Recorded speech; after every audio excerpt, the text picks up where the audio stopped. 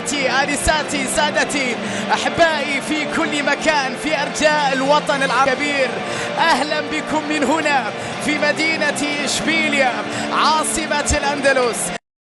የውድ የተከበራችሁ ተመልካቾቻችን በዛሬው ዕለት እንግዲህ ሪያል ማድሪድ ከባርሴሎና የሚያደርጉትን ጨዋታ እንግዲህ በተመለከተ የተለያዩ ውይይቶችን እንሰጣለን። አብራችሁን ቆዩ። እንግዲህ ትናንትና በተደረገው ባርሴሎናና የሪያል ማድሪድ ጨዋታ እንግዲህ ከፍተኛ ፉክክር የታየበት ጨዋታ ነበረ። በጨዋታው እንግዲህ ሪያል ማድሪድ 4-3 እንዲሁም ባርሴሎና ደግሞ 4-2 የተካሄደ ጨዋታ ነበረ። እንግዲህ ይህን ጨዋታ እንግዲህ በስታዲዮ ላካርቱካ የተካሄደ ጨዋታ ነበረ።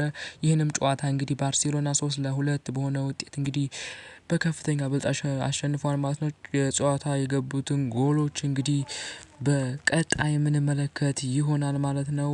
አብራችሁን እንድቆዩ ተስፋ እያደረኩኝ ወደ ጎሎቹ بداية بلمسة أمامية لكن يمنحت كرة لبدري تسديدة يا إلهي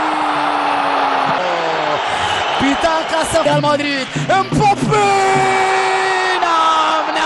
نعم جول عرضية خطيرة بالراس نعم جوابيني جميل وكرة يا الله. በዚህ በምስሉ ላይ እንደምንመለከተው እንግዲህ ደግሞ ራፊኒያ በአሴንሲዮ ጥፋት ተሰርቶበት ነበረ። ነገር ግን ዳኛው በቫር ታይቶ እንግዲህ ፔናልቲ አያሰጠም ተብሎ እንግዲህ ፔናልቲው ተሽሯል ማለት ነው።